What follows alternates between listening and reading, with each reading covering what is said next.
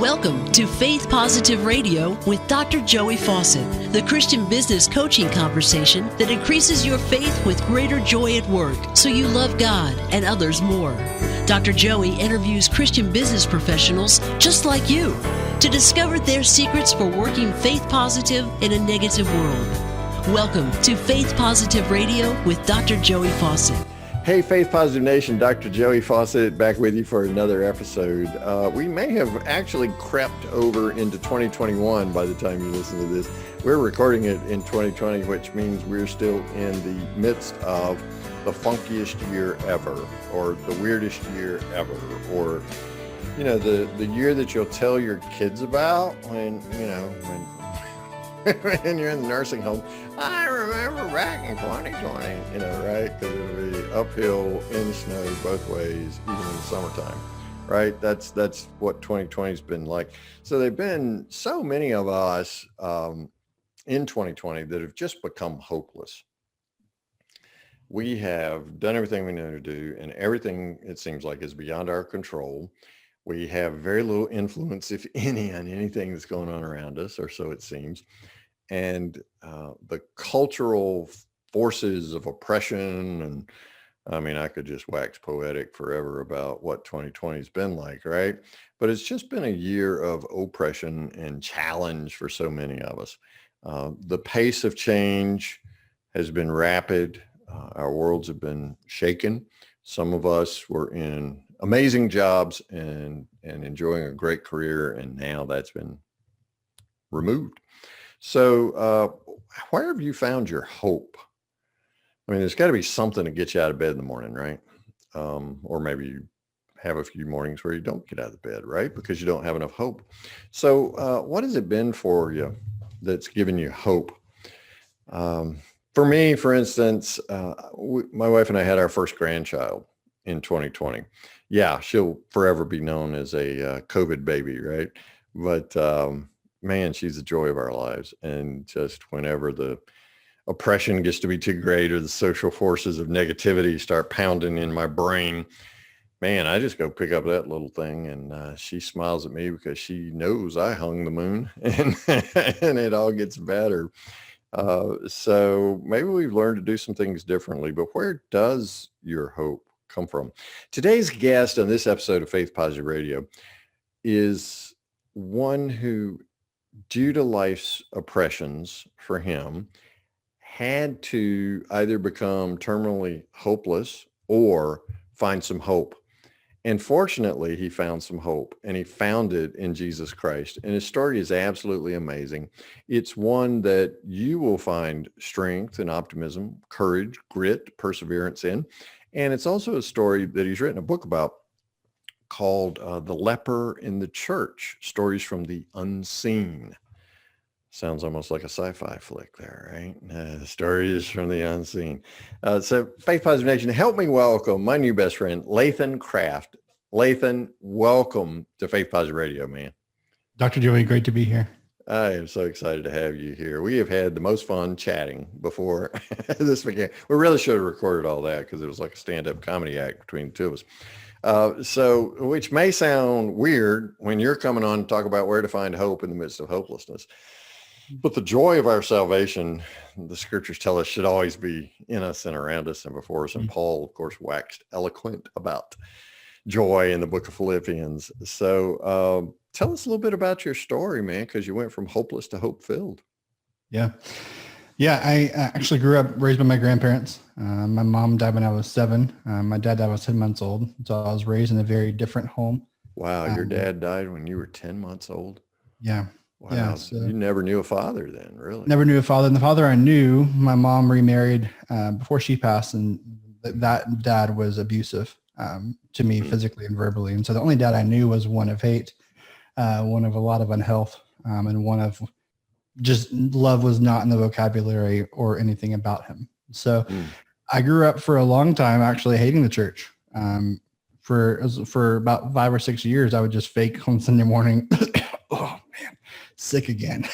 Well, how do you, yeah, really kind of like going to school, right? That's You right. don't want to do that. So I mean, but how'd you get introduced to church? Because you said your dad when you were 10 months old, your dad passed, and then when you were 7, your mom passed. You went to live with your grandparents. Did they drag you to church or something? They are definitely very loyal and faithful to the church here. They definitely didn't drag me. They Okay. brought me into community, but honestly, the thing that got me excited about church, and we should have done this in our stand up earlier, was a friend of mine in 7th grade said, "Hey man, you want to go to camp? There's going to be girls in sports." And I was like, "Yes." 7th grade boy. I mean, that's a recipe for a great summer. Sign me up. Yeah. And so that camp that I went to, in the sovereignty of God, the speaker talked about the Father, heart of God, and I was reintroduced to God the Father.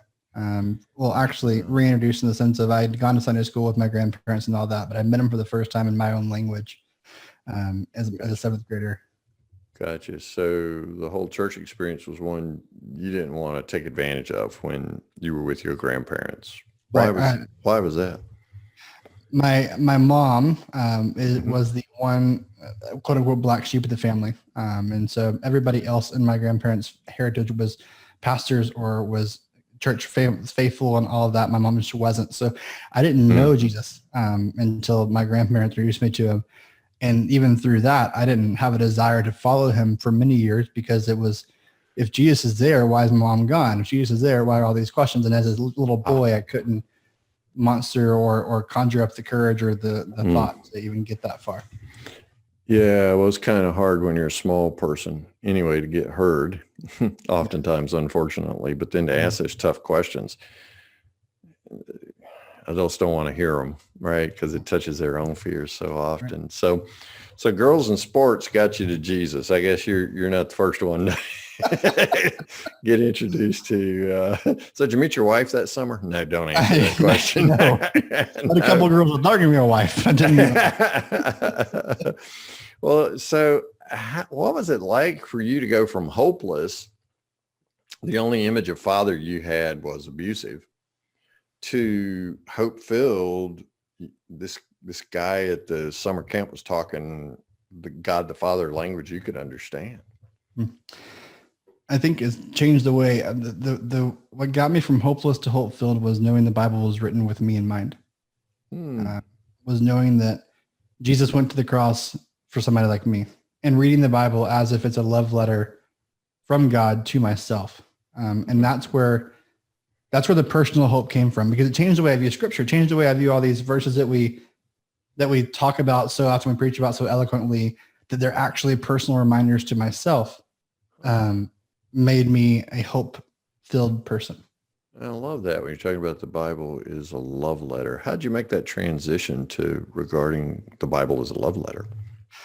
Well, I talk about it in Leper in the Church book a little bit too. I went through a lot of depression when I first started following Jesus, into my high school years, just circumstances, and then going through the healing of my mom's death and all these things just culminated in this emotion of depression. And I came to church as a student pastor, and opened up about my depression and was told to just pray more. And that was the only thing I was given was, hey, just pray more and you'll be fine.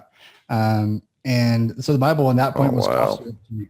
Like that's what it was. It was a book that I took because I had to. And it was like I get my 2-year-old medicine today, right? It's like I'm finding every ounce of my fiber not to take this, not to read this. And it was actually, I was talking to somebody about Jesus who didn't know Jesus. And he asked me why I read the Bible. And I read Genesis 1. And in that moment, as I was reading it, we always say God spoke to me or whatever, and that's a whole different conversation, right? But in that moment, I felt God say, hey, I created these things for you. And so I wrote at the top of my Bible, Dear Lathan, and I wrote at the end of Revelation, love God. And that's how I read my Bible, is every verse is created by the Creator to speak into me, or I wouldn't have access to it. If it didn't apply to anything in my being, I wouldn't have access to it, in my opinion, as far as what God wrote to us. Yeah. So it became relevant to you at that point as a love letter. Yeah. It got really personal. So is that what you told the person? Why do you read the Bible? Because it's a love letter. Is that what you came up with? Yeah. Actually, I was filled with a lot of emotion in that conversation, and I just said, what if? I was still diving into what if, and I said, what if the Bible written by this God that I follow that you've been around was actually a love letter to us. And from that, it is transposed and translated everything I view about God. Of you view everything, like all the stories, which we talked about at the beginning, right? All the prophets, all the turmoil, all the chaos, even in the present day, all the chaos. Yeah, really. God is still speaking this into whisper of this is personal and it's for you.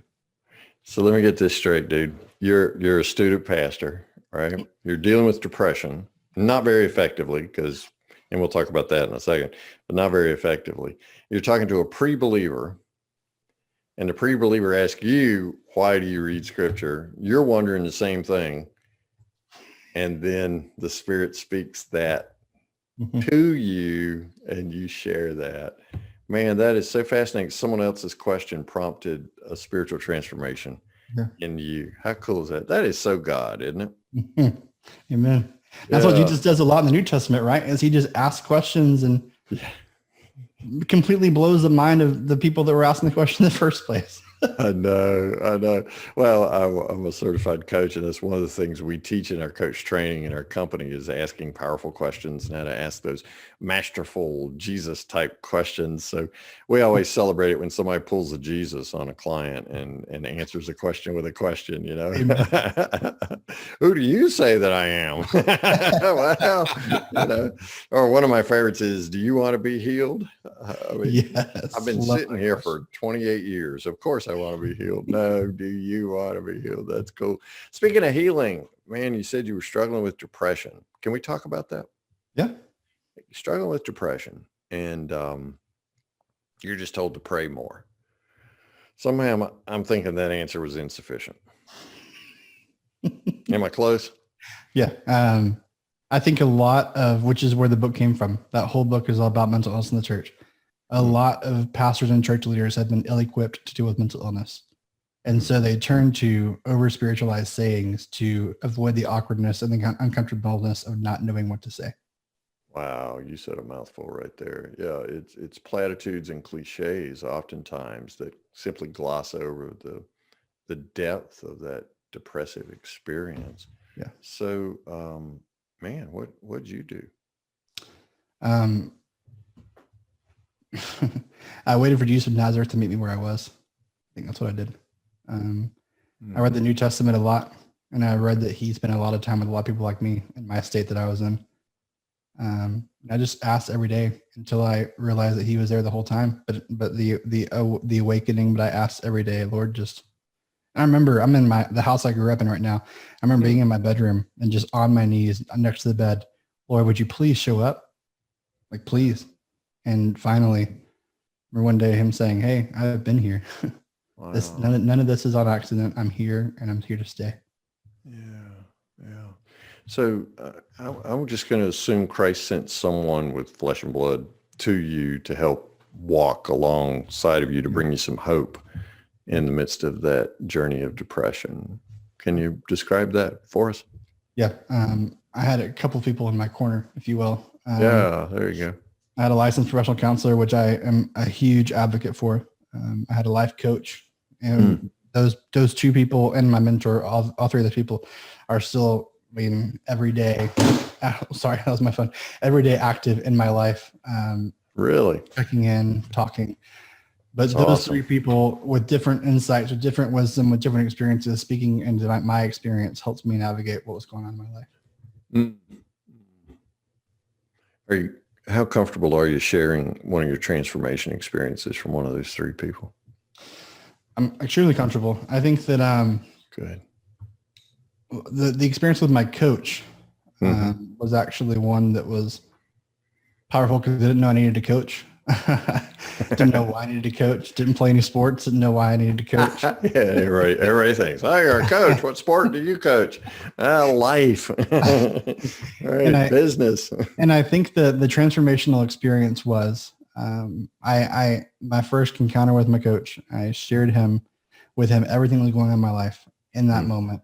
And he looked at me face to face. This was pre-Zoom, back in the old days, if you will. You mean when we got together in person and actually could shake Crazy hands? concept. Wow, that's amazing. And he looked at me and said, it kind of echoes back to what Mordecai told Esther in the book of Esther. He said, what if God put you through all this to actually speak about his glory? And it was just a question that he asked, and it wasn't like a, hey, this is where you're wrong. It was a question. And I remember he was writing notes and wasn't making eye contact with me, which is fine. And he looked up, and it was like as if I was looking in the face of God. Wow. He said, what if everything you've been through, all this, for the God's glory? And from that moment on, it was like, okay, I have to do something about it then. Right? Like, I can't waste it. If I've been given it, I can't waste it. And that's where everything that I'm about has been birthed. Wow. And that's when you discovered, sounds like, your mission and your calling, which is to bring hope to the hopeless. So tell us about this nonprofit you got going on, A Heartbeat of Hope. Yeah. So the nonprofit is actually from a pastor friend of mine who was in California who died by suicide a couple of months ago. And I remember I was on the phone with his wife, and his wife said, I really feel like he was a heartbeat away from hope. And so that birthed, that in that came the nonprofit idea, the book, that everything is a heartbeat of hope.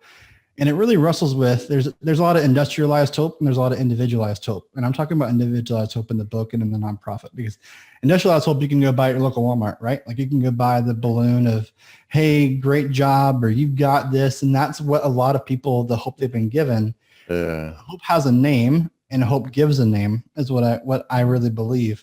And so the book is really written for the non-believer of here's the power of hope, and individualized hope with your name on it. But we all know, followers of Christ know, that hope himself is a person, as a being. Yeah, man, I love that phrase. Hope has a name and hope gives a name. What name does hope have for you, Lathan Craft? I think that hope carries the weight of my name. I think that's where I've landed is hope encompasses everything Lathan is and gives breath to it. Because I don't have to be called anything else with God. I don't have to be called my nickname or anything. The weight of Lathan and everything that ties back to Lathan Craft is encompassed by hope. And that's what I've realized, which is what I figured out with the life coach, right? But it was what I'm putting my stake in the ground now of. Hope knows our name and tells us about us. And that's really powerful. Hope knows our name and tells us about us. Man, I need to soak in that for a minute, because that's some powerful words there. So I hear unconditional love underneath this hope. Am I close? I think you're actually hit a bullseye. Yeah. I think that I talk about it in the book, my Heartbeat of Hope book too. Love is a very overused and over quote unquote glorified word, right? People use love for anything they can do. I know, man. Like I love pound cake, right? I make pound cakes. I call them $1 million pound cakes. People ask for my pound cakes. I love pound cake. However, right. And I think hope is not as used as it should be. I think hope should actually be the dialect of believers. I think hope is the currency of believers. Hope is the currency of believers. What does that mean, Lathan? Let's be transparent, right? Please. Like in the midst of, and they're midst of this recording right now. Yeah. Last week was election week. Okay.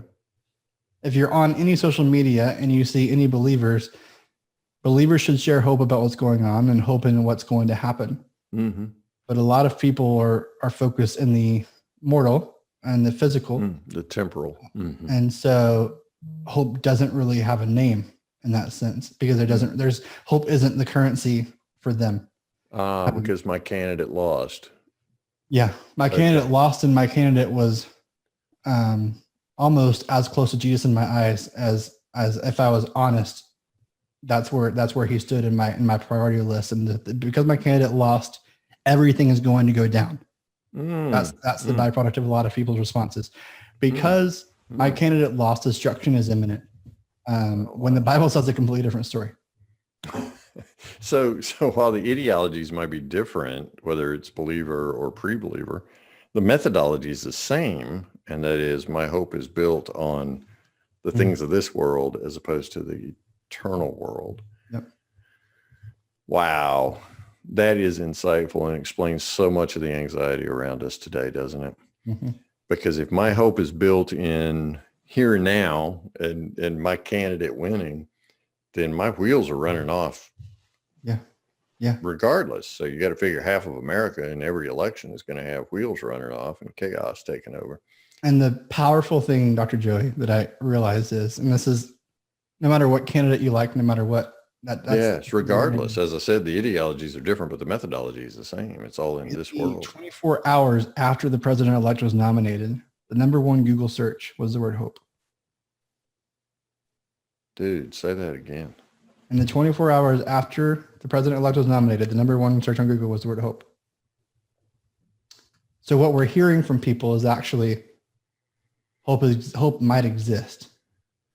But a lot of believers are saying there's no hope. Wow. And so we're in this intersection of, are we going to say our hope is about nothing less than Jesus' blood and righteousness, which is what a song says? Yeah, we've sung it a billion times, haven't we? Are we going to actually live that out, or are we going to take the road of the non-believer in this sense? Wow. And we're almost seeing a paradigm shift in the sense of communities and people that weren't represented are now saying, okay, what is hope and what's the power of hope? And that's really why this whole hope idea is coming more and more into the next decade. And I believe that it can be. Mm-hmm. Mm. So what you mentioned your minister friend, your pastor friend that committed suicide, and his wife said, I think he was one heartbeat away from hope. What does she mean by that? What she meant was, and it's a really powerful thing in Lathan's heart too. Before I talked to her, her husband was known but not seen. What does that mean? Her husband was known in the sense that he was a pastor. He actually had a nonprofit of suicide prevention. He had everything going for him. Hang on. He had a nonprofit focused on suicide prevention, and he took his own life. Yep. Wow. He was working out his own demons, wasn't he? Yep. And he was given all of the great message, great podcast, great blog. Yeah, for everybody else. But nobody ever took the time, at least in that day, to talk about what they liked about him as a person, as a being, not as a doing. And so I think that we're going back to the Old Testament with Abram and Sarai. Abraham sleeps with Rahab. Rahab goes to a well. And the well is now named the God Who Sees Me. Because there's a deeper level of knowing, and the church has kind of stopped at knowing. Being seen is a very intimate thing. I think only a couple people in my life see me. There's a lot of people that know me. You can go online and you can know me.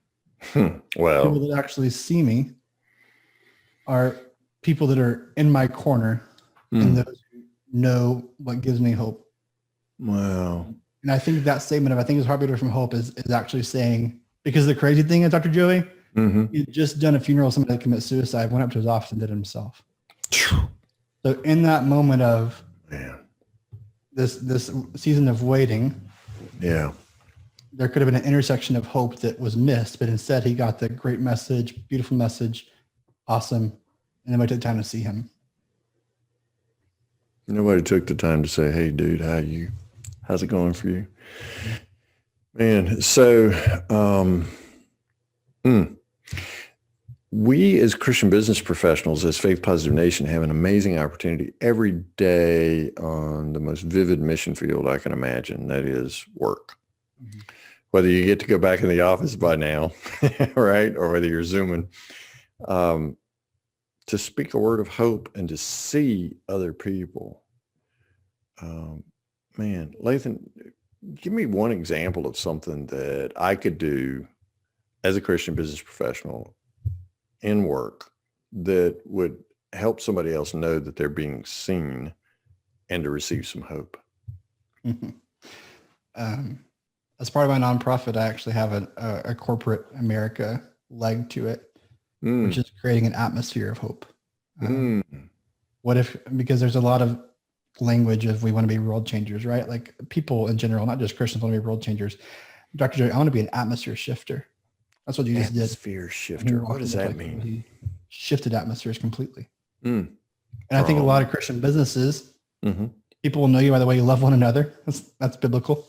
Yeah, I've heard that. In fact, I've probably read and it I somewhere. think that the way for you to be a Christian business of hope is to be an atmosphere of hope, which starts with loving your employees, loving your partners, like Jesus would love you, like individualized hope, because they can't love your customers until you love them the way they need to love others. And so I think that creating your whole, and it's an acronym, but creating your whole business as an atmosphere of hope, saturating hope in everything you do on a business level will literally change the world. So just letting one of my fellow team members know, hey, I see you. So that means what? Expressing some interest, asking some questions. Here's a like a foreign language to a lot of Americans. Okay. A handwritten letter. Yeah. Really. Writing Everything's pixels today, saying, right? Hey, you're not what you do for me. You're who you are, and I appreciate everything you are. Okay. So one of the keys then to expressing hope clearly is to, rather than complimenting what you did for me, just complimenting who you are. Yep. And the only way to do that as a Christian business professional is to ask the creator of that person who they are. Hey, God, what do you love about this person? Oh, wow. Pray for him, and you write about that in the letter. Man, I can go to my Bible right now and show you tens of hundreds of letters of handwritten letters I've been given, and I've not wasted a single one of them because it just speaks directly to my soul. I know. Yeah, I keep to your point, an old type of file. It's paper, but I keep it in a drawer, and I call it strokes.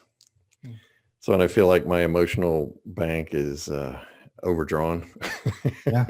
I go in there and I open it up and I say, well, hey, here's somebody that said something nice one day. And I actually did something meaningful for that person. So, maybe we can look for that and do that again. That's amazing. Yeah. And it takes about 3 minutes to write a handwritten note. Yep.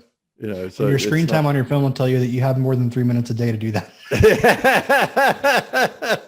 Yeah. Hey, just do that Facebook for the morning and you'll have more than enough time to write like an entire box of thank you notes to somebody, right? That's right. Holy cow. Yeah. Without propping up your fragile ego through anti-social media. I said that out loud. I'm sorry. You That did. sounded rather negative.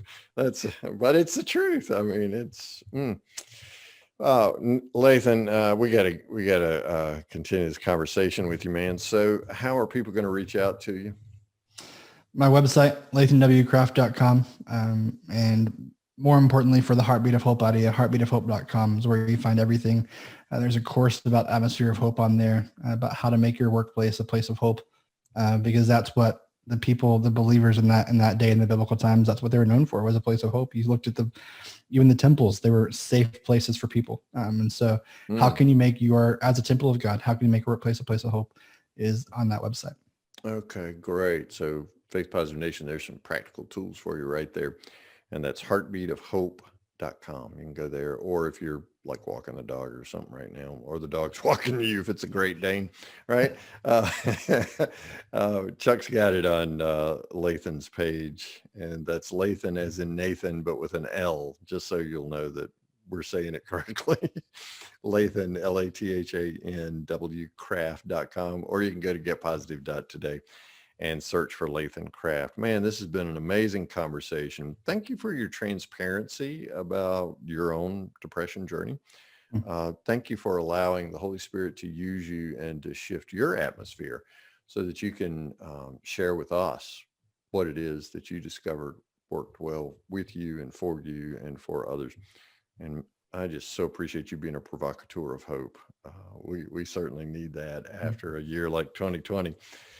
We made it, right? And yeah, that's right. And so here we are. What now? Well, let's be a people of hope, and especially as believers. Can we all just join hands for a second? No, we're not going to sing Kumbaya, but can we just join hearts and minds for a second and promise each other that we'll speak a word of hope?